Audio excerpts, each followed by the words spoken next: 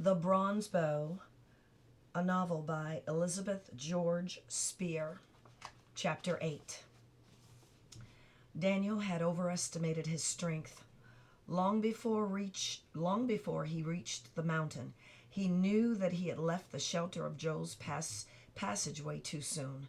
Toiling uphill under a merciless sun, he had to stop so often that it was late afternoon before he came to the steep, zigzag rise of the cliff. He was not sure he could make it. Suddenly it seemed to his wavering sight that one of the dark boulders high on the cliff detached itself from the rest and rolled towards him. Samson came leaping down the trail to kneel at his feet. Then, when Daniel tried to speak and no sound would come, the big man rose swiftly, lifted the boy to his great arms, and carried him gently up the trail to the cave. Samson did not allow Daniel to get on his feet again for 3 days. Like a vast shadow, he sheltered him. He brought water mixed with wine, in which he steeped roots of the mountain lilies. He snatched the choicest bits of roasting game from beneath the very nose of Rosh to feed his patient. Daniel noticed that the men were getting accustomed to Samson and treated him with better humor, though none of them ever disputed him. As for himself, Daniel had acquired new status. By the unfailing grapevine, word of his exploit in the town had reached the cave days before. They had all given up, believing him dead or captured. Some of the men admired his nerve. Others were relieved to have him in charge of Samson again. For a day or so, they made a hero of him, and then they forgot the matter and ignored him, and life in the cave went on exactly as before. For Daniel, nothing could ever be the same. He had never admitted to himself that he was lonely here on the mountain. He had worshipped and feared Rosh. He had fought and eaten and slept side by side with the hard-eyed men who made up Rosh's band. But the few days in Joel's passageway had shown him a new world. He had found someone to talk to, someone who had shared his own thoughts, and who had instantly taken Daniel's burden as his own. The memory of the pact they had made glowed like a warm coal in the heart of the forge.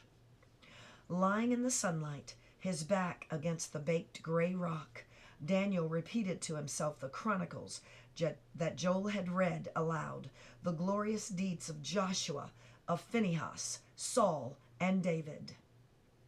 Most of all, he thought of Judas Maccabeus, who had given them a watchword. The other mighty ones had lived and fought in distant ages. But Judas had lived in a time like his own, not 200 years ago, when Israel was helpless, as it is now, under the foot of the heathen. Judas, with his heroic father and brothers, had dared to rise up and defy the oppressor, and for a time Israel had breathed the free air again. Here in these very mountains, Judas, young and daring, and cunning as a panther, had hidden from his enemies and taken them by surprise.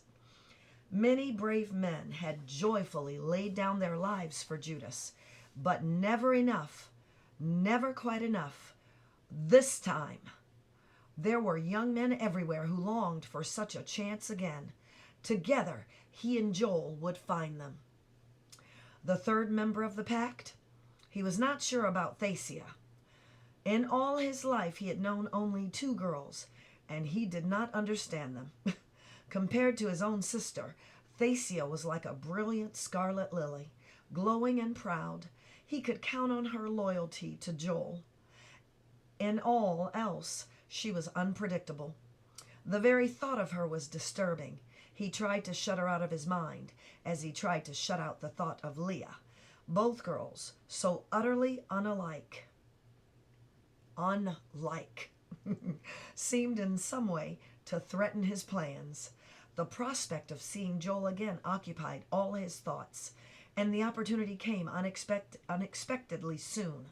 A week after he was back at the forge, doing the light work that Samson allowed him, Rosh brought him a dagger to mend.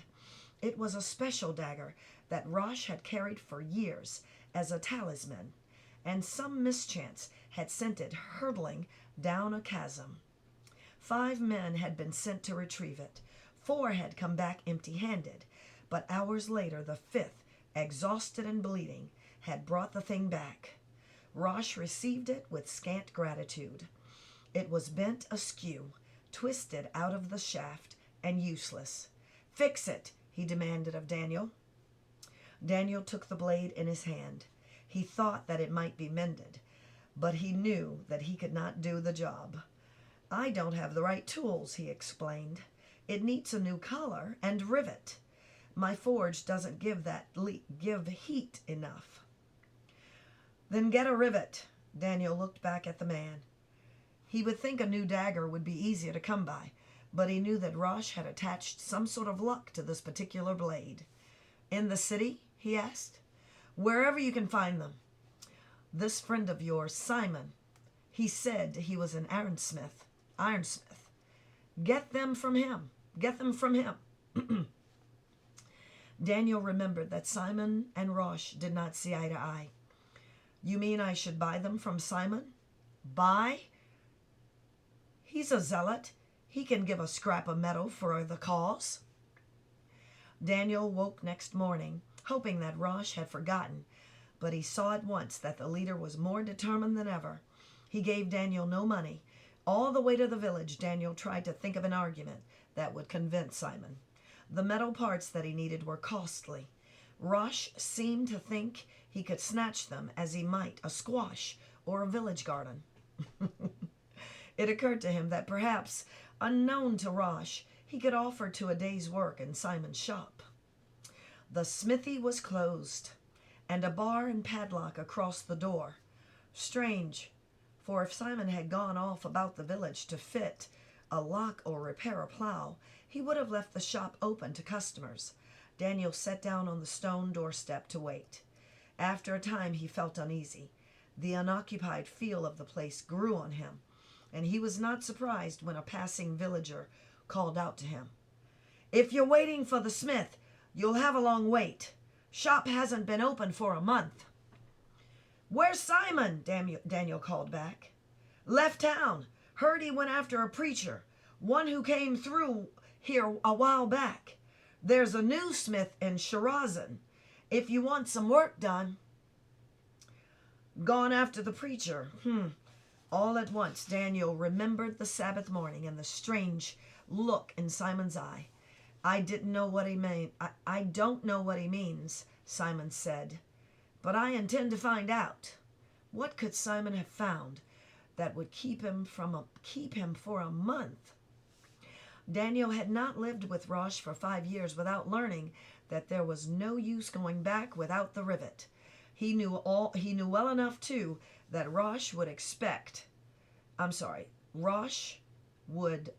he knew well enough too what Rosh would expect. But Simon had been good to him. He refused to break into Simon's shop and help himself. There was nothing to do but find Simon, and with the thought he knew a deep satisfaction. He knew that all along he had hoped for an excuse to go to Capernaum. Would he be recognized in the city? Daniel thought not. He had a hunch about Romans. To him, every stupid Roman face looked alike. He had an idea that to the Romans, every Jew looked alike too. He was sure that they seldom bent their stiff necks to take a good look at one. There was little likelihood that the soldier on the horseback would remember the boy at the well. At any rate, it was worth a chance. He got to his feet and set out for Capernaum. He reached the city in the early afternoon and made his way straight to the harbor. If anyone knew where the preacher could be, it would be those fishermen and their wives.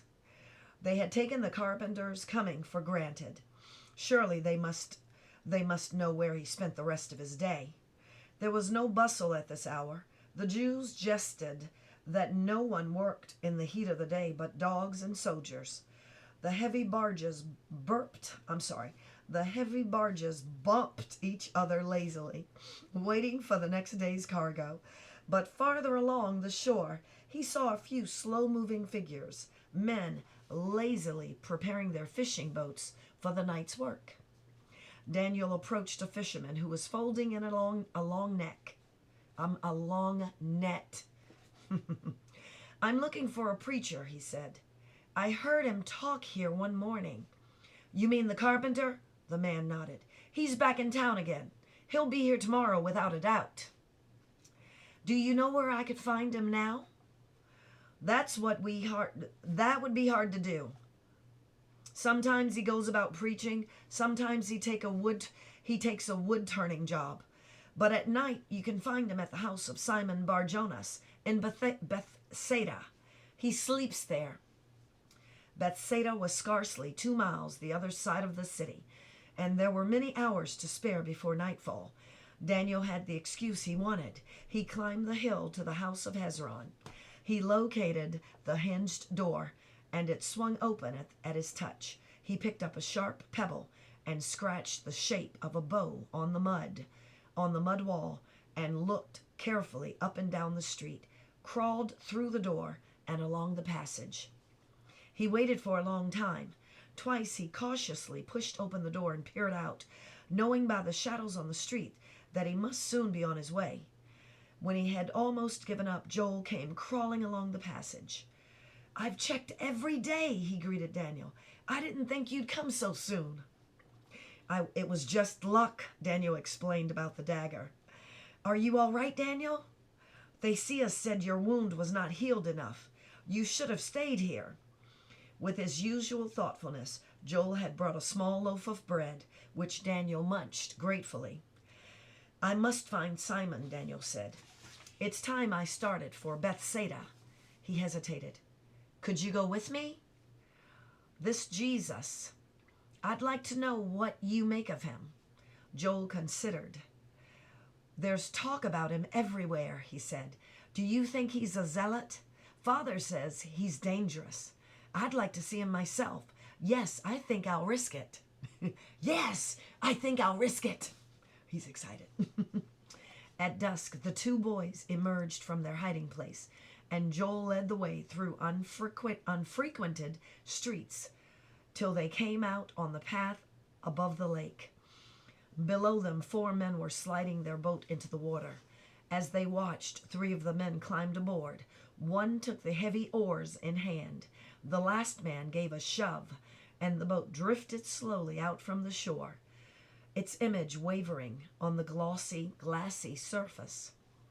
The oarsmen began to sing, and the others took up the melody. For a long time, as the boys walked, the song floated back over the water with a strange sadness. The village of Bethsaida was a tumbled mass of fishing shacks in the gathering darkness. Smoky light glimmered from the open doors of the huts. They followed the one narrow street till presently they overtook a man and woman who walked slowly to keep pace with a small boy who stumbled between them. Before Daniel could speak, the man looked back and questioned them instead. Do you know which would be the house of Simon the fisherman? We're looking for it ourselves. The man nodded. With so many looking, it shouldn't be hard to find, but the boy is getting tired. We've walked all the way from Cana today. They told us in town that the preacher would be at the home of Simon tonight. Daniel glanced at the child, noting the way he hugged one arm close to his body, wrapping it in his mantle. It's his hand, the woman explained. She reached out and pulled the mantle aside. Both boys stared at the glimpse of red, swollen flesh. The child flashed them a look of fury, jerked the mantle back into place, and trudged on, his eyes on the road. Bit by a camel, the man said, 2 months ago, and it won't heal. I'm a weaver, and so the boy must be after me. A weaver needs 2 good hands. We only heard about the preacher yesterday, said the woman. We have not wasted any time. Daniel was puzzled. This preacher, is he a doctor as well? "Where do you come from that you haven't heard about the preacher?" the man demanded. "Our neighbor who came back from Capernaum said that they talk of nothing else. My neighbor saw him heal a man who had been lame for 20 years. The man ran, he told me, ran like a young boy. If this preacher can do that, he can heal my son." Daniel glanced at Joel uneasily. "Have you heard of this?" he asked under his breath. Joel hesitated. "There is talk. Father says—" He checked himself, and the two walked on silently, keeping their doubts to themselves. It seems a shame to have made a child walk all the way from Cana. Presently the murmur of many voices came to them. The sound drew them away from the street into an alley, at the end of which they made out the outline of a house. The square of light that was the doorway was choked by dark figures. People crowded the room inside, overflowed into the courtyard. People crowded the room inside and overflowed out into the courtyard, blocking the path to the door. Some sat cross-legged on the ground and leaned against the gate. They seemed to be waiting. Daniel saw that many of them were ill. Some had been carried here and lay on the ground on crude litters. All about him he saw canes and crutches and a glimmer of bandages. From one corner of the yard, smoke rolled from a clay oven, carrying a pungent odor of frying fish. The two boys stepped around the litters. Daniel plucked the coat sleeve of a man who leaned on the doorpost. "Peace," he said. "Peace," responded the man. "There's no room inside. The master will be out when he's finished eating." "I'm looking for a friend of his," Daniel said. "Simon the blacksmith from Ketsa. Do you know him? The zealot? He's inside." The man leaned into the door and called out, "Simon, there's one here asking for you." The figures in the doorway shifted. Framed against the square of light, Simon peered out into the dim yard. "Here, Simon, it's Daniel from Ketsa." "Daniel!" There was genuine pleasure in the man's voice. "I'm glad you found the place. Come inside. Have you eaten?" They pushed their way into a small room, smoky, airless, over all of dark-bearded men. The smell of fresh bread, of fish, and burning oil made Daniel's head swim. He introduced his two friends to each other. By the way you look, you've walked all the way from the mountain," said Simon. "But first you must meet the master." One hand on each boy's elbow, he steered them across the room. Daniel stood face to face with the carpenter. The man's eyes, looking straight at his, blocked out every other thought. Filled with light and warmth, those eyes welcoming him with friendship, yet searching too, disturbing, demanding. "I'm glad you've come," Jesus said. Daniel could say nothing at all. For a moment he was afraid. Only when the man turned away and his eyes no longer held his own could he breathe freely again. Simon found a place for the boys between two burly fellows who reeked of fish and garlic. Someone had led Jesus to the seat of honor at the head of the table. Several women were moving now among the men, carrying wooden platters of bread and lettuce and small fish fried in oil. They placed the dishes on the mat before Jesus, and he looked up with a warm smile. You must have worked long, my daughters," he said, "to provide a feast for so many." The women glanced sideways at each other, smiling, their brown faces flushed. Jesus reached out and took a wafer of bread from the plate. A voice spoke from the end of the table. "Teacher," a man said, "no one has provided us to wash our hands. In this house, do we not observe the law?" The woman of the house gasped, hand against her mouth in dismay. All her pride and pleasure were wiped out in an instant. "Was it needful?" Her eyes pleaded with the carpenter. I did not think so many." "Do not be distressed," Jesus answered her gently. "It was not needful." He looked down. He looked down the long mat toward the man who had spoken. "In this house, the food has been given us with love," he said slowly. "Let us make sure that our hearts, rather than our hands, are worthy to receive this gift." He stood up, his long white robe holding the light, and spoke a blessing over the bread. Then he passed the platters to the one beside him. Daniel glanced at Joel.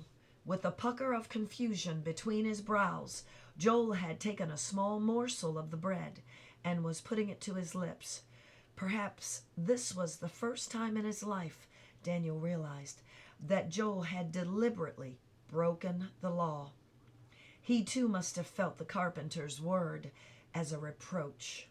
His words, that is, as a reproach. When the short meal was done, Jesus rose from the table, gave thanks again to God and to the women of the house, then moved slowly through the crowded room to the door. Instantly, a clamor rose from the courtyard, a frenzy of wailing, shouting, pleading voices. "Let me touch you." Oh, no. Excuse me. "Let me touch you." Oh, no. Nope, I'm wrong again. I was right the first time. "Let me touch you, Rabbi. Let me only touch the edge of your cloak."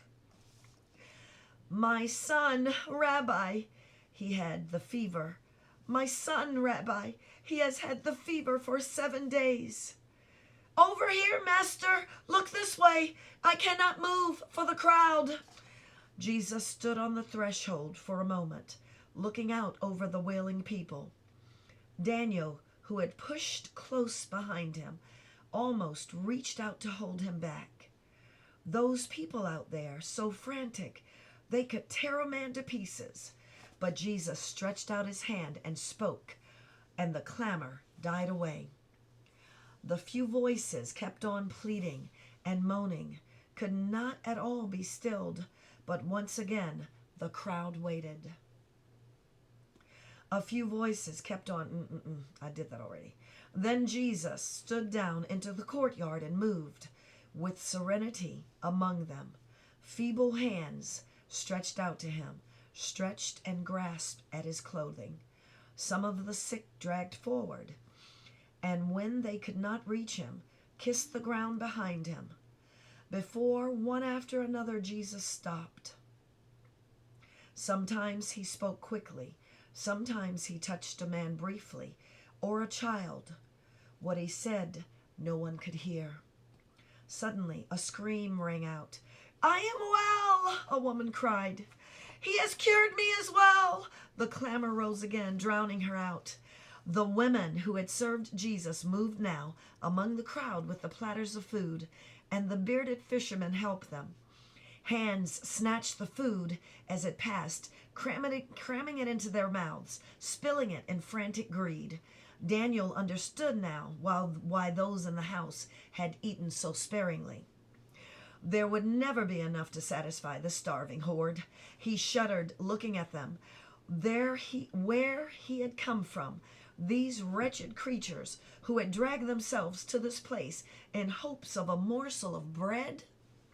Then Daniel saw the man and woman he had met on the road standing almost within the reach of Jesus' hand. As Jesus turned, they pushed the child in front of them. The woman went down on her knees and hid her face. The man stood, his eyes fixed on Jesus. Then 4 men carrying a litter blocked them from Daniel's view. And when he saw them again, the 3 were going rapidly through the gate in the hedge. He sprang after them. "Did you see him?" he demanded, catching up with them. "Did you speak to him?" Tears were streaming down the woman's face. Her eyes were dazed, and she could not speak. The man had the same dazed look. "The boy was healed," he said. "How do you know?" Daniel demanded. "Have you looked at it? Have you looked at it?" "No, I have not looked." "Show him your arms, the man ordered his son. The boy shook off the mantle and held out his hand.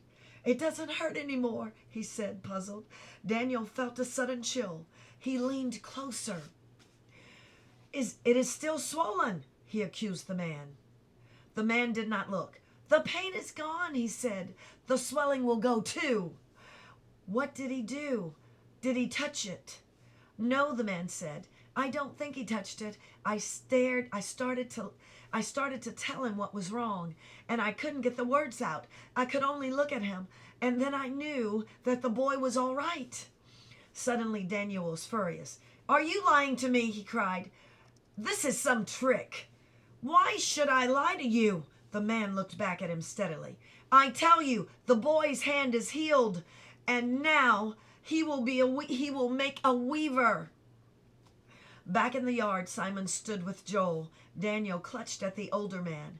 That boy, he stammered. Simon, he said his arm was healed. Simon did not ask what the boy or seem surprised. What boy? Or seem surprised. Yes, he said quietly. But I saw it. We both saw it. Not an hour ago. The boy says it doesn't hurt. Several people were healed. Several people were healed tonight, said Simon. It's impossible. Is it some trick? You say you saw the arm yourself. What do you think? I don't understand. Nor do I, Simon answered. But I must believe my own eyes. I have seen it happen over and over. Joel spoke thoughtfully. Is he a magician? No magician can do the things he does. He claims that his power comes from God. But these other people, all these, I don't know why they are not all healed. It seems to require something from the person himself, a sort of giving up. The child you saw, or the parents, must have had that sort of faith. Perhaps the arm would have healed anyway. Perhaps, said Simon. He put a silencing hand on Daniel's arm.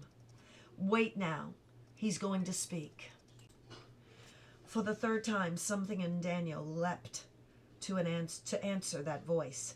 It was not a joyous voice tonight, or a commanding one, as it had been in the sunlit shore. This time, its gentleness rested on the suffering people like a comforting touch. But strength still poured through its calm tones and utter sureness. Do not be afraid, Jesus said to them, for you are the children of God. And do not a father understand the sorrow of his children and know their need? For I tell you, not even a sparrow falls to the ground without the Father seeing, and you are of more value than many sparrows. Try to bear your suffering with patience, because you know that God has made a place for you in his kingdom. The kingdom! Daniel looked about him. What good would it do to speak of a kingdom to these miserable wretches? What could it mean to them, when not one of them could lift a hand to fight for it? But he saw their faces, white, formless, blots in the darkness, all lifted towards this man. He heard their harsh breathing all around him, stifled in their straining not to miss a word. They listened as though his words were food, and they could not get enough. But you must be kind to each other and love each other, the voice was saying, for each of you is precious in his sight. The figure in the white robe swayed slightly. In the dim light from the doorway, the man looked very weary. Instantly, one of the fishermen was at his side. Another came from the house with a lighted lamp. Together, shielding him from the people, they persuaded their master across the garden. Yeah, that's what it says. The crowd watched them, quieted, almost stupefied by the spell of that gentle voice. The three climbed the outside staircase of the house and entered the shelter on the roof. Daniel straightened his shoulders, trying to shake off the spell that seemed to bind him close to the silent crowd. At the same time, he remembered the errand that had brought him to this place. Simon listened, showing little interest in Rosh's demands. Daniel was sure that Simon was going to refuse his request, but instead the man looked at him keenly. "This Rosh," he said thoughtfully, "you have a lot of faith in him, haven't you?" "Of course I have," said Daniel. "All right. I don't have those things to spare in my own shop, but there is a shop here in the city, on the street of the ironworkers. You will know it by the bronze horseshoe over the doorway. I work for the owner sometimes. Samuel is his name, and he owes me wages. Tell him to give you what you need." "But your wages?" "I have little need for money just now. Take what you need." Daniel could not leave his friend without some answer. "Are you staying with Jesus, Simon?" "If he will have me." Is he one of us?" Simon smiled. "A zealot, you mean? A zealot, you mean? Isn't that why you came? Have you asked him to join us?" "I had some idea when I came," Simon admitted, but it has not worked out just as I expected. No, I have not asked Jesus to join us. All I hope and long for now is that he will ask me to join him." Daniel saw that he would get no more certain answer from Simon tonight. The two boys went back along the road in silence. Presently Joel spoke, his young voice troubled. How can he call these people children of God?" he questioned. "They have never heard of the law. They are unclean from the moment they are born." Daniel could not attach too much importance to this. He was too far outside the law himself. "Perhaps it does no harm for them to hope," he suggested. "But they have no right to hope." Joel was silent again, struggling in some way Daniel could not share to reconcile what he had heard. His lifelong training. Joel was somewhat silent, struggling.